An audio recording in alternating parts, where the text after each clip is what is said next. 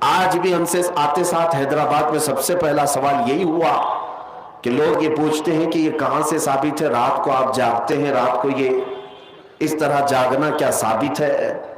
پہلی بات تو یہ ہے کہ ان کی بیٹیوں کی شادی میں، منگنی میں اور مہندی میں جو جاگتے ہیں اس کا ثبوت تو لے آؤ۔ ڈھول بازے کرتے ہو، اس کا ثبوت تو لے آؤ۔ برتھ ڈے پارٹیاں تو 12 کے بعد شروع ہوتی ہیں، اس کا ثبوت تو لے آؤ۔ تمہارے پاس دنیاوی مشاغل کے لیے رات جاگنے میں کوئی دلیل کی ضرورت نہیں، اور ایک بندہ مومن اللہ کی یاد کے لیے رات جاگے تو یہ دلیل کس طرح سے آ رہی ہے، کس طرح کا مطالبہ ہے؟ یہ شیطان مطالبہ کرتا ہے۔ حقیقت تو یہ ہے، میں ان لوگوں سے کہتا ہوں جو ناچتے ہوں گاتے ہوں آج کی رات، ہمیں ان سے کوئی سروکار نہیں، لیکن آج کی رات اگر کوئی بندہ عبادت کرتا ہے تو کیا اس سے بھی آپ دلیل پوچھو گے کہ یہ کہاں سے ثابت ہے؟ عزیزان گرامی، پہلا جواب تو ہمارا یہی تھا۔ دوسرا جواب یہ ہے، آپ یہ پوچھتے ہیں کیا اس رات کو رسول اللہ نے جاگا تھا؟ نادان، تجھے پتہ نہیں، میرے رسول تو 365 راتیں جاگتے تھے، وہ تو سال بھر اپنی امت کی مغفرت کی دعا کرتے تھے۔ آج کی رات کی کیا خصوصیت ہے؟ اور الحمدللہ ہم اسی مسلک سے تعلق رکھتے ہیں جس کے امام نے یہ کہا تھا، اللہ کیا جہنم اب بھی نہ سرد ہوگا، رو رو کے مصطفیٰ نے دریا بہا دیے ہیں۔ نبی پاک صلی اللہ تعالیٰ علیہ وسلم نے جاگا کیوں نہیں؟ جاگا ہے۔ ماں عائشہ صدیقہ رضی اللہ تعالیٰ عنہ کی روایات میں آپ کو بتاتا ہوں، جامع ترمذی کی حدیث ہے اور مشکات المصابیح کی حدیث ہے، جس میں صحیح احادیث ہے، وہ میں پہلے آپ کے سامنے عرض کر رہا ہوں۔ سیدہ عائشہ صدیقہ رضی اللہ تعالیٰ عنہ فرماتی ہیں، ایک رات میں اپنے حجرے میں سوئی تھی، میرے آقا صلی اللہ تعالیٰ علیہ وسلم میرے حجرے میں تھے، اس دن باری میرے ساتھ حضور کی گزارنے کی تھی، لیکن آدھی رات ہوئی تو میں نے دیکھا کہ حضور حجرے میں نہیں ہے۔ میں گھبرا کر اٹھ بیٹھی، سوچا کہ کسی اور زوجہ کے گھر حضور تشریف لے گئے ہوں گے، تو مسجد میں جا کر دیکھی، مسجد میں نظر نہیں آیا۔ تو حضرت عائشہ کہتی ہیں کہ رات کی کئی پہر گزر چکے تھے، میں چلتی ہوئی باہر نکلی۔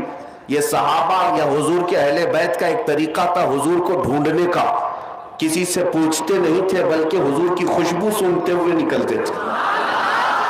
کیا مہکتے ہیں مہکنے والے، بو پہ چلتے ہیں بھٹکنے والے، ان کی مہک نے دل کے غنچے کھلا دیے ہیں، جس راہ چل دیے ہیں کوچے بسا دیے ہیں۔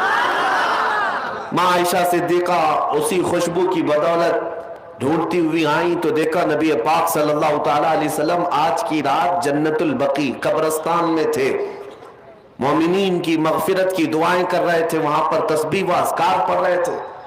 پھر تھوڑی دیر کے بعد حضرت عائشہ اپنے گھر واپس آئیں حجرے میں، تو ان کے جسم کے اندر گرمی تھی، حرکت تھی۔ حضور پاک صلی اللہ تعالیٰ علیہ وسلم واپس جب تشریف لائے، پوچھا، اے عائشہ کیا بات ہے، تم گھبرائی ہوئی ہو، بے چین ہو؟ کیا تمہیں ایسا لگتا ہے کہ اللہ اس کے رسول تمہارے ساتھ کچھ غلط کریں گے، زیادتی کریں گے؟ حضرت عائشہ کہتی ہیں، ہرگز نہیں یا رسول اللہ، میں نے یہ سوچا تھا کہ آپ شاید کسی اور زوجہ کے گھر گئے ہوں گے۔ نبی پاک صلی اللہ تعالیٰ علیہ وسلم حضرت عائشہ سے فرماتے ہیں، اتدرین ہذہ اللیلہ، عائشہ آج کی رات کے بارے میں تو جانتی ہے یہ کون سی رات ہے؟ ماں عائشہ صدیقہ نے پوچھا، یہ کون سی رات ہے؟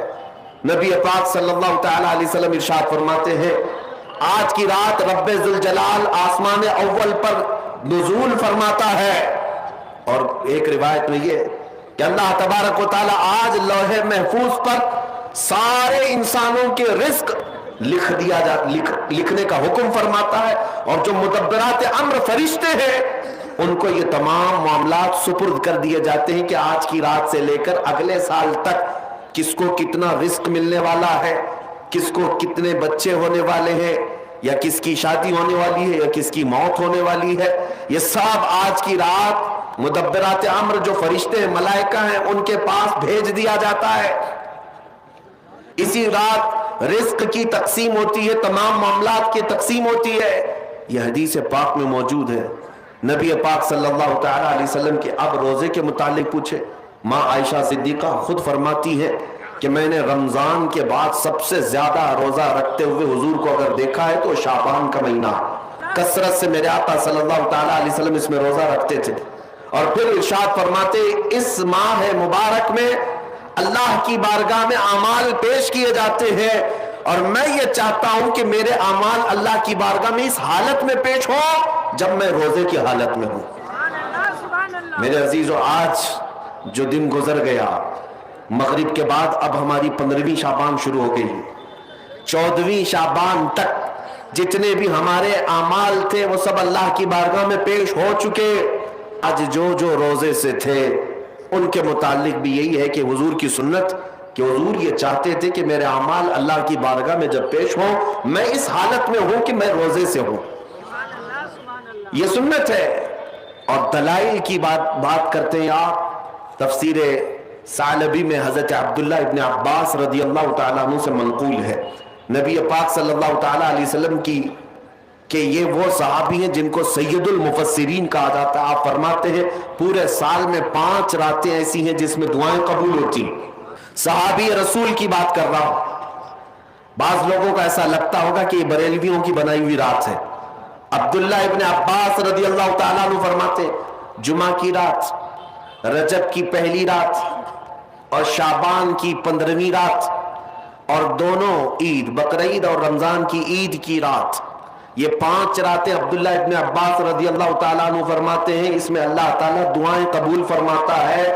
حتیٰ کہ اب میں آپ کو صحاح ستہ میں سے ایک حدیث آپ کے سامنے رکھتا ہوں، سنن ابن ماجہ کی حدیث ہے۔ نبی پاک صلی اللہ تعالیٰ علیہ وسلم ارشاد فرماتے جب شعبان کا مہینہ داخل ہو جائے تو اس کی راتوں کو کھڑے ہو جایا کرو اور اس کے دنوں میں روزے رکھا کرو۔ جس کو دلیل کی ضرورت ہے وہ ہم سے پوچھے۔ سنن ابن ماجہ کی حدیث، حضور پاک صلی اللہ علیہ وسلم نے ارشاد فرمایا اذا دخل شہر شعبان فقوموا لیلہا وصوموا نہارہا، جب شعبان کا مہینہ آ جائے تو اس کی راتوں میں قیام کرو اور اس کے دنوں میں روزے رکھو۔ اس میں خصوصیت تو نہیں ہے کوئی بھی، پورے شعبان کے لیے حضور نے فرمایا۔ بعض لوگ یہ کہتے ہیں کہ پھر اس کو 15 کو ہی خاص کیوں کرتے ہیں آپ، 15 کو ہی کیوں خاص کرتے ہیں؟ ان کو پہلا جواب تو یہ ہے میاں ٹھیک ہے ہم 15 کو خاص کرتے ہیں، آپ خاص مت کرو، پورا مہینہ رکھ لو، آپ پورا مہینہ رکھ لو، حضور کی سنت ہے۔ ان کو رکھنا بھی نہیں ہے اور کسی کو رکھنے دینا بھی نہیں ہے۔ یہ کام کس کا ہے؟ ابلیس لعین کا ہے، یہ شیطان مردود کا ہے۔ اسی لیے میرے عزیزوں دلائل بہت سارے ہیں۔ جامع ترمذی کی حدیث میں آپ کے سامنے عرض کر رہا ہوں، اور تفسیر ساوی علی جلالین ایک روایت میں آپ کے سامنے پیش کرتا ہوں۔ شعبان کی عظمت کیا ہے سنیے۔ اس میں جو روایت ہے تفسیر ساوی میں فرماتے ہیں کہ رسول کریم صلی اللہ علیہ وسلم 13 شعبان کی رات کو کھڑے ہوئے، اور یہ مہینہ اسی لیے زیادہ افضل بھی ہے کہ یہ مہینہ میرے مصطفیٰ کا مہینہ ہے، اور یہ سرکار غوث پاک رضی اللہ تعالیٰ عنہ کا فرمان غنیت الطالبین میں ہے کہ شعبان کا مہینہ رسول اللہ کا مہینہ ہے، کثرت سے اس میں اپنے رسول کو یاد کرو۔ اب میں آپ کو بتا رہا ہوں جو روایت تفسیر الساوی میں ہے، 13ویں شعبان کو نبی پاک صلی اللہ علیہ وسلم رات میں کھڑے ہوئے اور کیا کیا توجہ، آج لوگ دلیل پوچھ رہے ہیں اپنے نبی کو یاد کرنے کے لیے۔ 13ویں شعبان کو میرے آقا کھڑے ہوئے اور رات بھر مولا کریم کی بارگاہ میں یہ عرض کرنے لگے مولا میری امت کی بخشش میرے حوالے فرماتے۔